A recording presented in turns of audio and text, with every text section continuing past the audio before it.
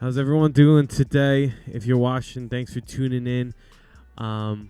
We had some technical difficulties recording some topics today. I'm excited because there's a lot of controversy out there in this world, and honestly, I have no idea why. No clue why there's so much controversy.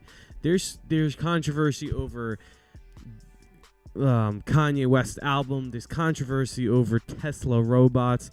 There's controversy all around. It's just cool to be controversy. Hey, let me know if anybody's watching. If we're having technical difficulties, because we were having some technical difficulties to start, and so let me know if there's some technical difficulties, because that'd be great. Yeah, if you're watching this on replay or you're watching this live, my goal for by the end of 2022 is to hit 1,000 subscribers. I believe you can do it, especially if you can just let people know. And the simple thing you can do by letting people know is just liking this video. But yeah, we got some topics to discuss today. I'm really excited. So I'm just going to wait a little bit, and yeah. Yeah, so we're talking about Donda, Kanye West's new album. I want to talk about that. There's controversy just because people love to hate, and I want to talk about why people are hating. I want to also talk about I listened to a podcast by John Mark Comer, and he's like, if you don't know who John Mark Comer is, you need to know. Okay, just go online, just search his name. If you need somebody who's very thoughtful, he's like a very easy to listen to. His book is on rest in I'm blanking on the name. Ruthless Elimination of Hurry. I listened to it in 2020. One of the best books ever. He's so therapeutic. He's so good. So check him out. John Mark Comer. I listened to a podcast of him recently, and he talked about some things about Gen Z, and it broke my heart. I saw a meme. It broke my heart. And we're going to talk about Gen Z and their phones. And I'm Gen Z, and I'm the leading I'm the leading person in the Gen Z world because I'm born in 1996. So I'm like ahead of everybody. I mean, not ahead. I mean, I guess, yeah. I'm leading the pack, so I want to talk about that. But we got some things to talk about, and I'm gonna get flabbergasted tonight because I'm sick and tired of being sick and tired. So I'll be back right after these messages.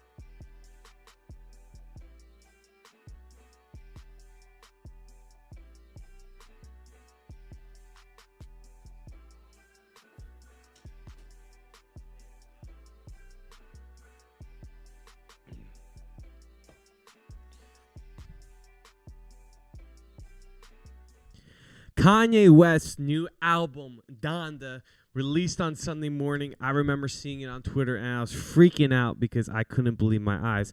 And so I first listened to it on Sunday, listened to majority of the songs, and then I finished it this morning. I'm recording this on Monday, and I have to say I've not been the biggest Kanye West fan growing up. I'm only 25 years old, and so when he started popping, I was one of those people that believed you can't listen to secular music. So, yeah, I was one of those guys, and the Lord changed me. And so I've been only listening to him recently, and I want to talk about some of the controversy that's surrounding this. People thinking they're better than they really are, and some misconceptions of what I think we're supposed to be as Christians, what we're supposed to do. And there's going to be I really want this to be as much like I want you to take away with something. So if you're tuning in, make sure you like this video. I'm telling you, if you get any little bit of value, like this video, please. If you're looking at this after I'm recording it, please listen. I've got a goal at the end of 2022 to reach 1,000 subscribers. So even if you think I look funny on this camera, just subscribe, because you never, if you're looking through your news feed and you see an ugly guy and you're like, hey, that's the guy I subscribed to, that'd be great. Trying to hit that goal. But anyway, let's get into it. Donda, what's going on? What's the controversy? I think there's a couple things that are going on. A lot of people love to cast stones. A lot of religious, I don't want to say hypocrites, but just a lot of Christian, maybe more legalistic, fundamentalist type A Christianity people are just bashing Kanye for a couple of reasons. One of the things I want to talk about, bring light on, is just the idea that he worked with a couple of non-believers on this album. That he had some crazy features, like crazy meaning like really great artists, right? And so, yeah. I think there's a lot of things that we could talk about. There's a lot of things that I want to discuss, but I want to first talk about, if I could pull up. Yeah, I want to first talk about, a lot of people are, a lot of people think that because he was working with non-Christians, he's like, I don't know, backsliding. I listened to a guy on YouTube who's very popular right now, just bashing Kanye West for having even just a clean edit on songs, having rappers curse. He takes out the edits. Just like, there's a lot of legalistic fundamentalist people out there, and I've seen this verse that I throw it up, talked about a lot, and I just kind of want to say, hey, like, let's clear the air. Let's actually see what Paul's talking about in this letter and what God's heart is. And so a lot of people say, well, listen, you can't be unequally yoked. You can't, look, he says it in 2 Corinthians, you can't be unequally yoked with unbelievers. But is that what he's saying? Now, I'm not going to go into the whole equally yoked and what does that mean, but I love that we just bring our modern 21st century issues, context, worldviews into this text, because I don't believe that Paul is talking about, and if you read everything in context, you kind of can figure that on your own, because I believe you're a smart human being. But we love to pick apart verses and let it apply to what we're feeling in the moment. I'm telling you this, he does not in this verse mention anything in regards to that you cannot work with unbelievers. This partnership is a word that you have to look up on your own in the Greek if you want to go in deeper. But no way is that referring to that you can't work with unbelievers. And here's the deal. I know you know this because most likely you don't believe this in all areas in life, right? Like, if you work at a job with unbelievers, you see the contradiction. And so I think there's this thing that a lot of artists, musician artists, get thrown into this category that's kind of unfair. And I think this category is the secular and Christian divide, right? The secular and Christian divide, because we hold people to these standards that I don't know if it makes any sense. And what is the lines between Christian and secular? One of the things that I've always been convicted of is that what makes a song Christian and what makes a song secular. Because Paul, writing to Colossians, he says, whatever you do, work heartily as for the Lord and not for man. That everything we do is supposed to give glory to God. And so you can garden, you can be an electrician, you can be all these different things and still give glory to God. And so there's this misconception, is this unfortunate thing with musicians, that they are only supposed to be in this bubble, only supposed to work with Christian artists, only supposed to write Christian songs. And I don't think that's the case. And I don't think we can ever justify it using Scripture. And I think one of the heartbeats of the Sermon on the Mount is in Matthew 7. Matthew 7, Sermon on the Mount is one of my favorite passages in Scripture. It's like Jesus' manifesto. He's talking about the kingdom of God, how kingdom people are supposed to act and behave as new humans and living in this world different from the world. And he pretty much, Matthew 7, I just want to read this and let's get into it, because I think this is the heartbeat of why people are so easily casting stones at Kanye.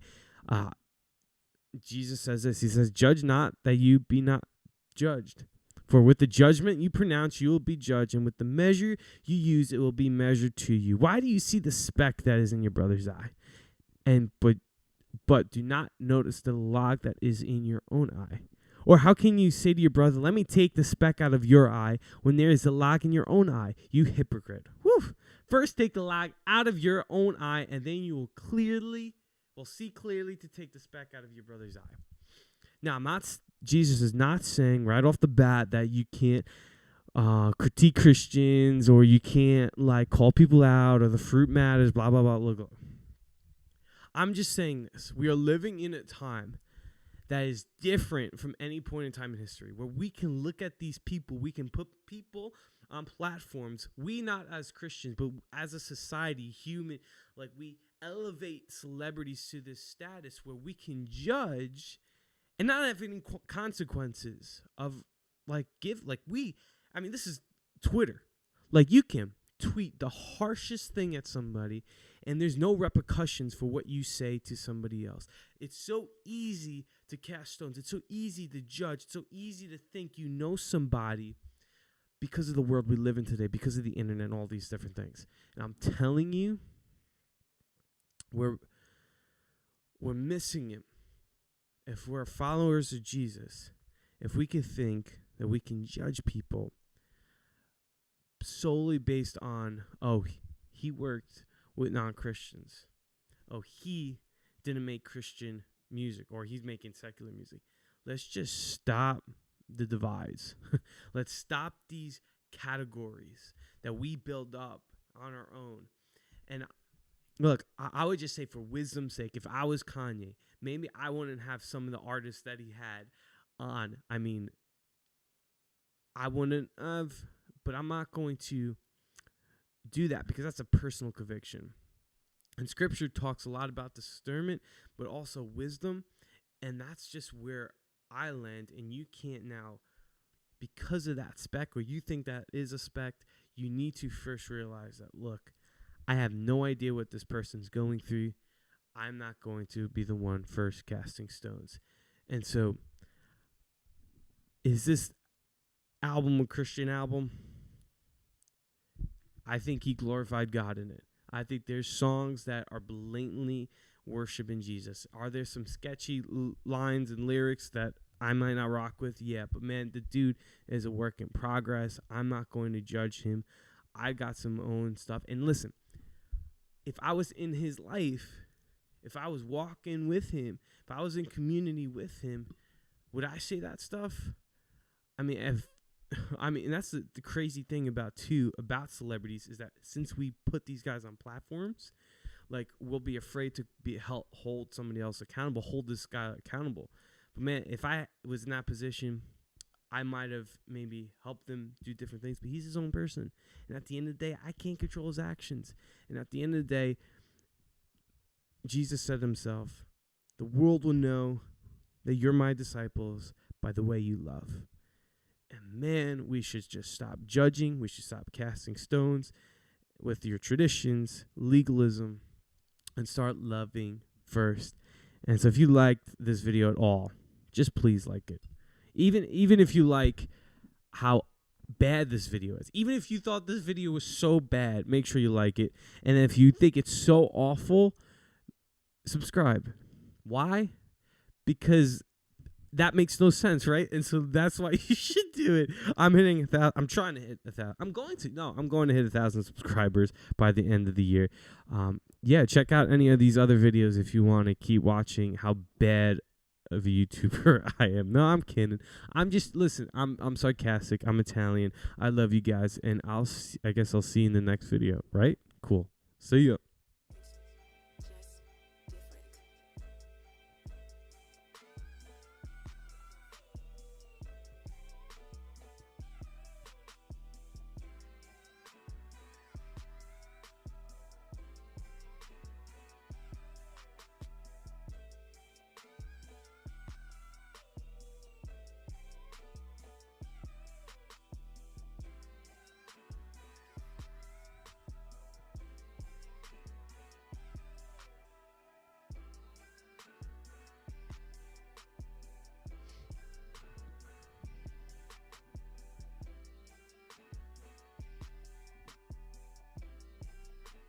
How you doing?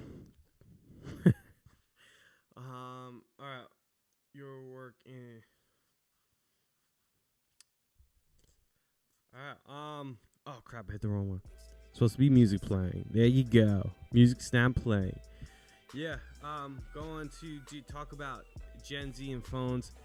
Next, phone addiction, some of that stuff, which is I would love for me to like.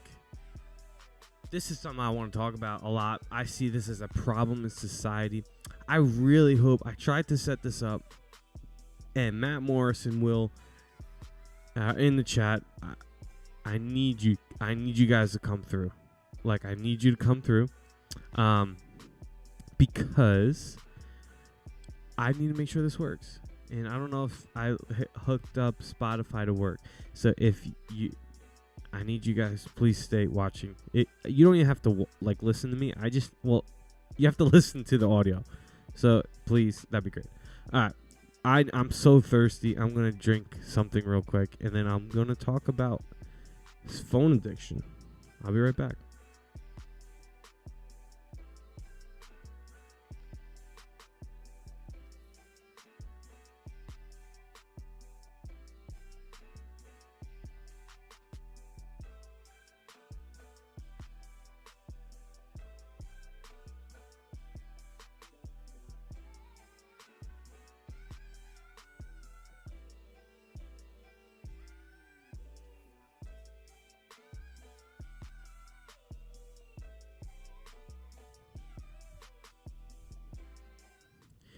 Do you know what breaks my heart?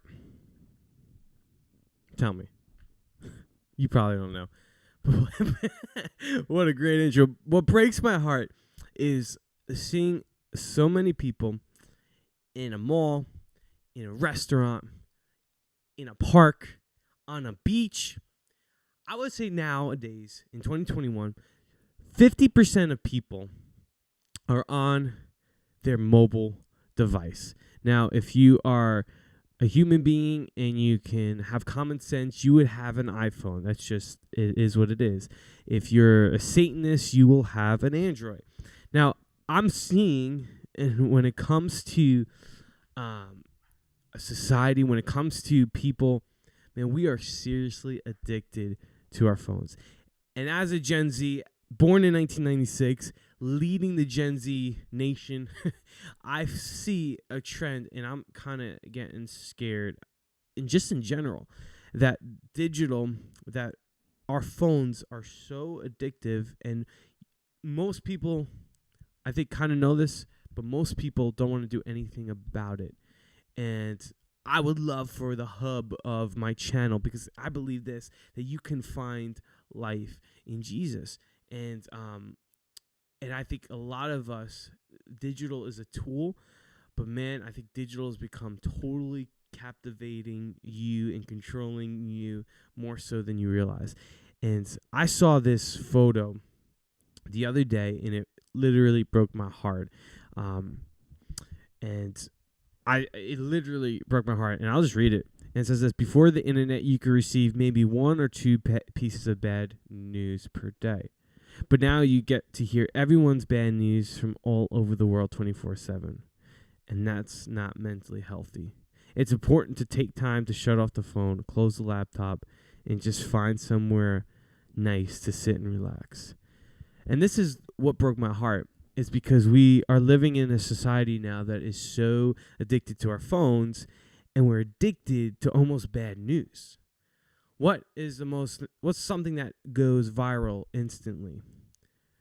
Bad news, fake news. That's statistically proven, right? That fake news does a lot better than actual good news. A lot more people, other than my wife and her mom and my mom, like all they do is share, puppy videos online.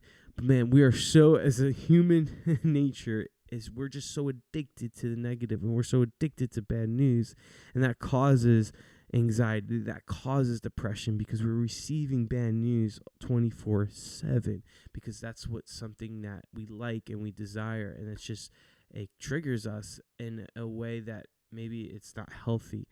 And I was listening to an author, a pastor, John Mark Comer, who man, if you need somebody to listen to you, go to this guy. This dude is one of the most therapeutic pastors I know. And he was on a podcast with Louis Giglio called the Passion and Purpose Podcast.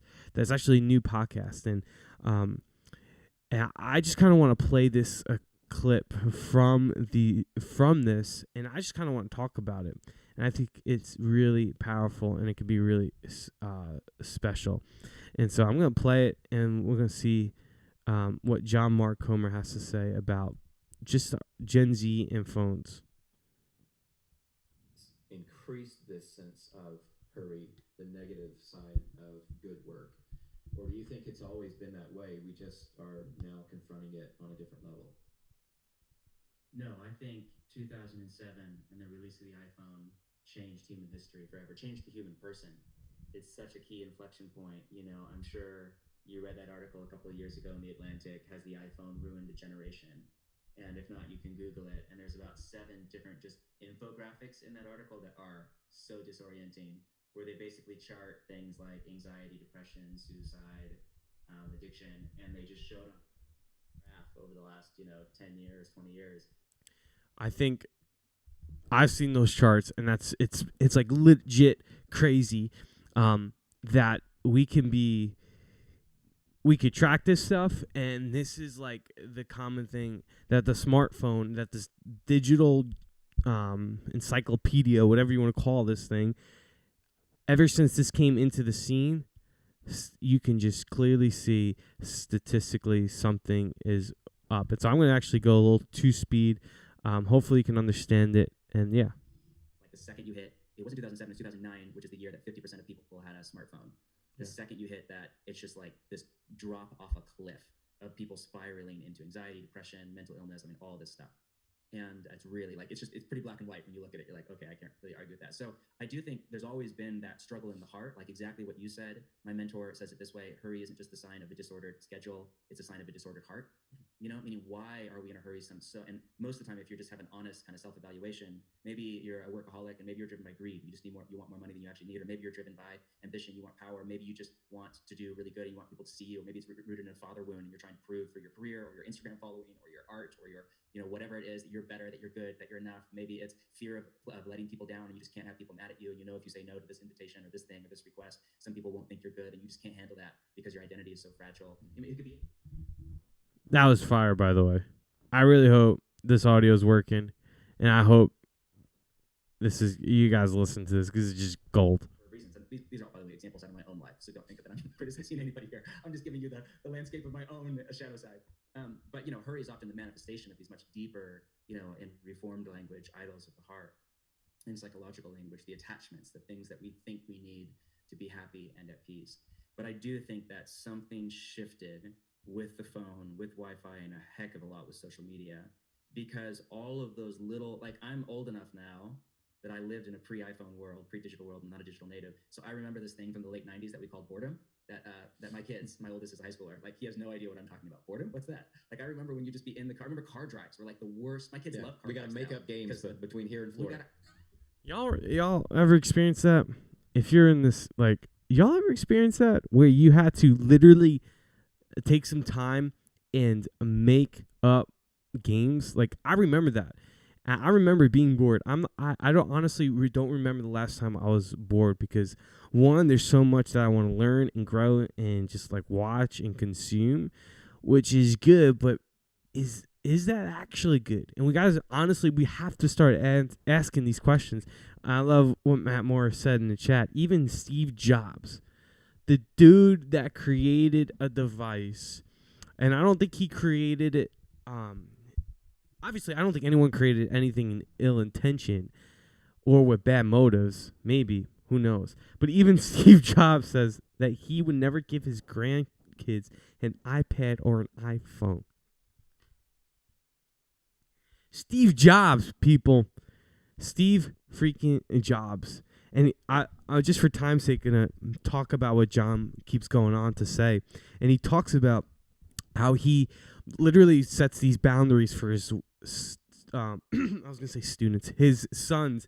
And it's crazy because he actually got a lot of these ideas and rules from a very liberal banker he talks about. And it's not even like this is a Christian thing. This is just a human thing, right?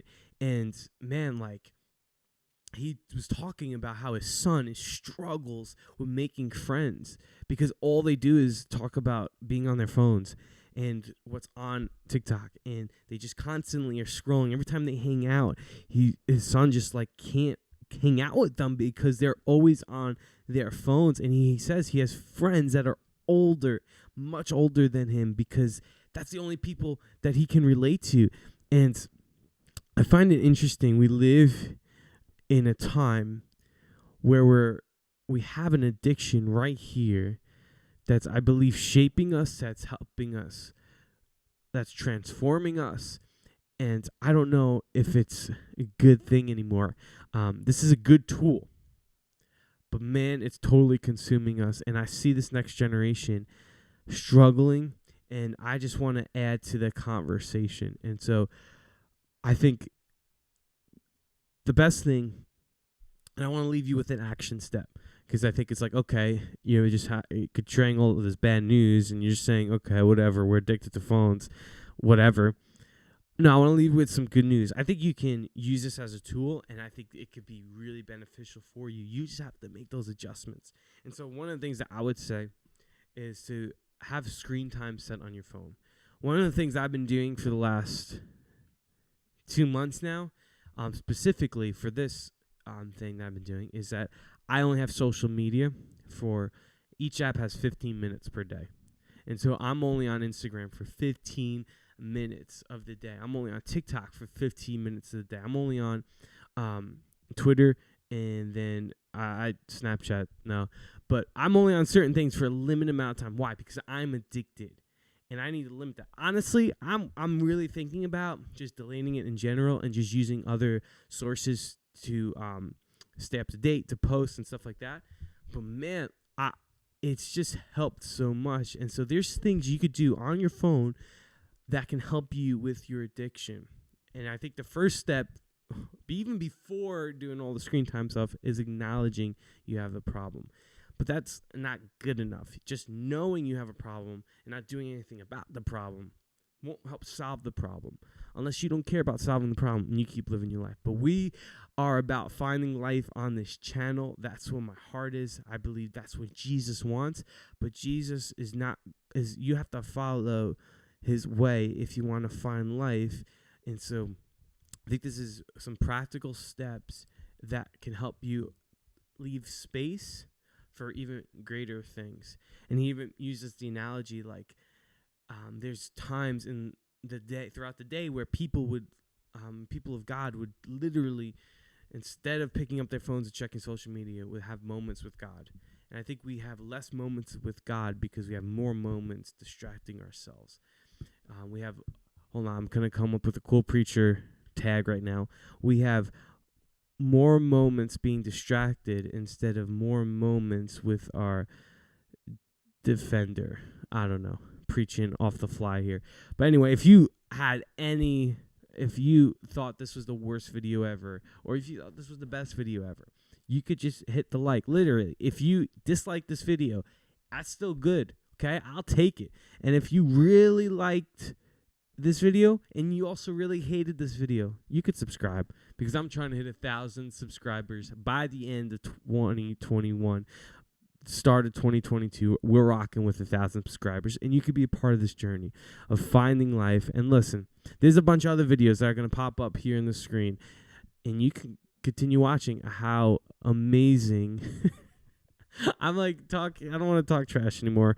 I love you if you watched this video all the way through. I'll see you in the next one. Talk to you later.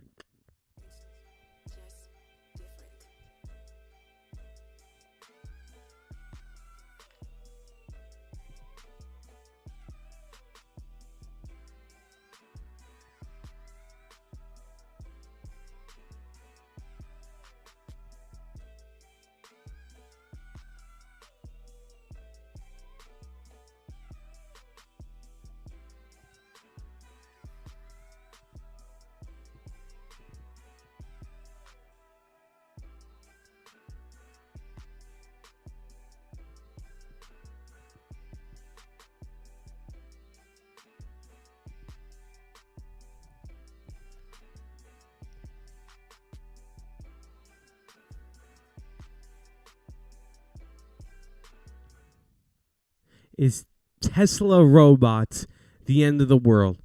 That's what we're talking about. And listen, all you need to do before I give you the answer, and which I'm going to tell you will shock you, you just need to hit that like video, because you won't get the answer physically until you like that video. And then also, if you want the double answer, which, like, I don't know how you'll do it and get it, but you'll get it if you subscribe, because I'm trying to hit 1,000 subscribers by 2022, and you can be part of that journey. We got a long way to go, but I believe in miracles, right? And but yeah, listen, Tesla, what the heck, man?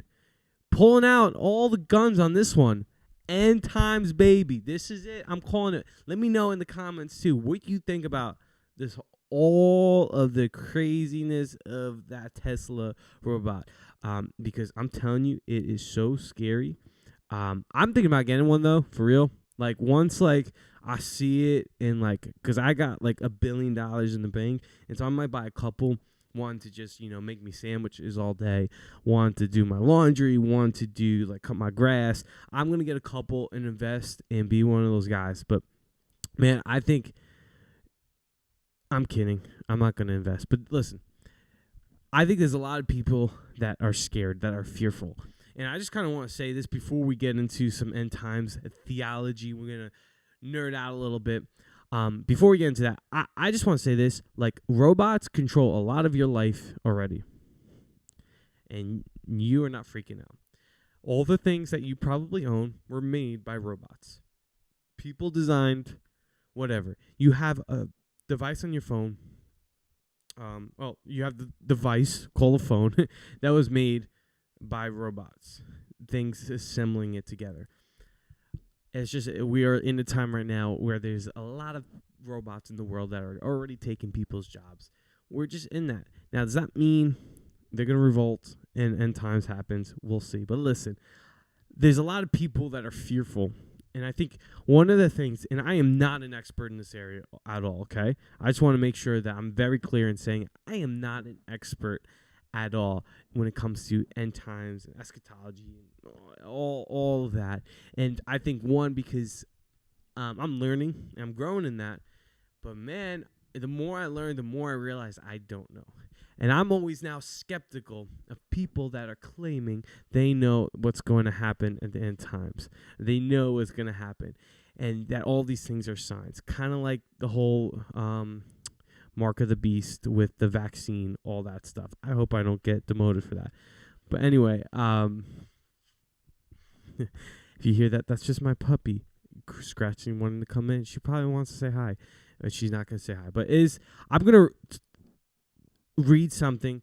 One of my favorite scholars in the world right now, his name is Tim Mackey. He owns a nonprofit or crowdfunded studio called the Bible Project, and they make amazing videos, a bunch of scholars on that team, and they make videos that just explain the Bible in ways that are just so impactful and so simple and yet so true. And he talks about Revelation a little bit, and I love this dude because he doesn't love to pick a side or say he's right. He loves to learn and be open-minded in areas where there could be some disagreement or some nuance. And so I'm just going to read a portion of a transcript or from his podcast that just helps me unravel it. And I think this will help you when it comes to end times and the end of the world and Tesla robots. Here's the connection. Ready? Because what is the message of Revelation? Right? What is the message? What's the big takeaway from this book of Revelation? Because if Revelation is about all the end times and the end of the world, and how does that relate to Tesla robots? Well, let's get into it. Tim Mackey says this: the book of Revelation is not a secret code or a puzzle or to predict the end of the world. Let me read that one more time, because that's probably messing with some of your theology. I'm gonna put it on the screen right here. Oh, here we go. Live edit, baby. Is Tesla robots the end of the world? Okay, hold on. Is there a way to make this bigger for y'all? People in the back. No. All right. I'm just gonna read this, and you're gonna have to deal with it. Message of Revelation. The book of Revelation. Okay. Actually, you know what? This is what I'm gonna do. This is live, baby. This is live, and you're gonna have to freaking deal with it. Boom. The book of Revelation is not a secret code or puzzle to predict the end of the world. That just messed you guys up right there. What are you talking about? Yes, it is. That's where I grew up. You ever watch Left Behind? Let's just talk about it for a little bit. It's a message to 7 ancient churches who are facing persecution. It's an indictment of early kingdoms. No, not indictment. Why did I just say that? I don't know. It's an indictment of early kingdoms that makes the point that every human kingdom eventually becomes Babylon and must be resisted. The book is filled with visions and images that point to Jesus' return as the ultimate king, where he will restore his people and usher in the new creation. This promise motivates every generation of God's people to what? Remain faithful in the midst of persecution and hardship. Do you know why the book of Revelation was written? So God's people can remain faithful in the midst of persecution and hardship. That's why this book was written. It's not a secret code or puzzle to predict the end of the world. And now listen, this is not one of those videos where I'm going to go 8 hours long and kind of prove my point. These are just summaries to get your brain thinking, and I will tell you how you can apply it to your life in a little bit. Mark Gomer's book, Reading Revelation Responsibly, he illustrates these 5 different viewpoints of what Revelation could be. And these are good viewpoints that some are true, some are not. But anyway, let me just read these really quickly. Number 1, the predictive futuristic. Yee! This view sees that text as a code that represents future events. The original meaning wasn't fully understood by its original audience. Will only be revealed when the events happen. That's one way to view Revelation. Number 2, the preterist. This view sees the text as a code, but the events represented by the code has already happened in the first century. Poetic and theopetic. This view sees that the text as poetic language used to express ultimate truths about God, evil, and history. Theopolitical. This view sees the text as a form of political protest and dissonance against the Roman Empire that emerged out of a time of persecution in the first century. In this view, an emphasis is placed on the kingdom of God as the antithesis to the kingdoms of this world. Pastoral/prophetic. This view sees the text as anchored in the past but meant to speak to every generation of readers. The imagery is seen as a challenge and comfort by showing us a heavenly perspective on the events of our world through the time. And then I would just say this. Here is, at the end of the day, you want to know God's rescue plan. I want this to bring you comfort. Whenever you're watching this. The book of Revelation is a letter written to 7 churches as both encouragement and challenge. It uses visions and symbolic imagery to offer a glimpse of God's plan for a new creation. See how the strange visions of Revelation point to the fulfillment of God's promise to Abraham and his purposes for humanity.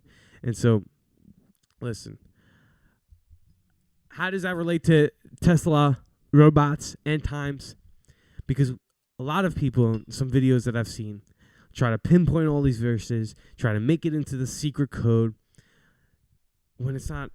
I don't think, and very other smart people, way smarter than me, we don't think that it's a secret code trying to predict the end of the world. I believe this, that the heart of the letter is for God's people to remain faithful in the midst of persecution and hardship. And it's soaked with Hebrew Bible imagery and all these things.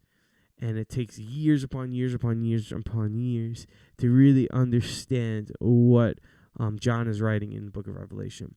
And so I think as a whole, the church needs to stop trying to figure out the secret code, stop scaring people, because God's Spirit, 2 Timothy 1:7 or 1 Timothy, you can fact check me later, says that God's given us a spirit not of fear, but of a sound mind.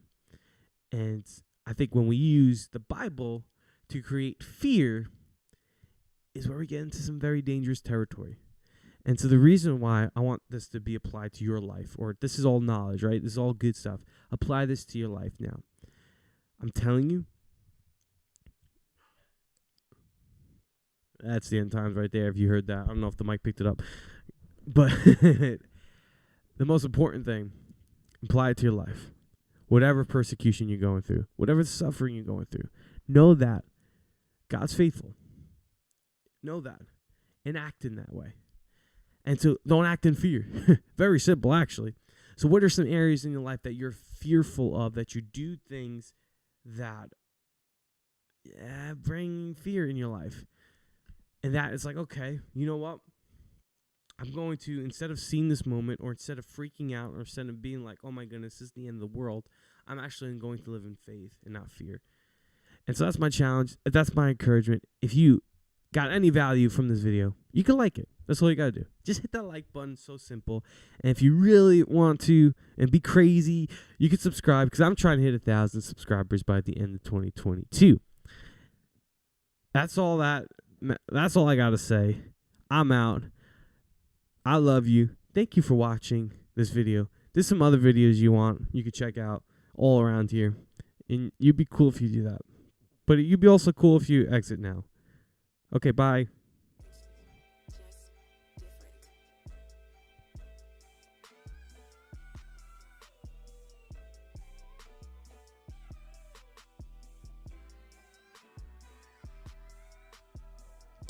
Bro, I don't know what I just said. Thank you all for listening. Thank you all for tuning in. Appreciate you.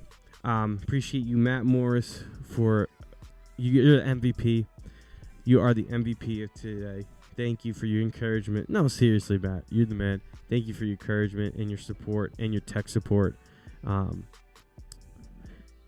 right, after show, baby. After show got more. Oh crap! After show get mercy. Eat the baby. Eat the baby. Eat the mic. Eat the mic. Eat it. What you gotta say? We're doing AC Mercy Card Talks. No. I'm ending the stream. She's going nuts. See y'all later. See you in the flippity flop.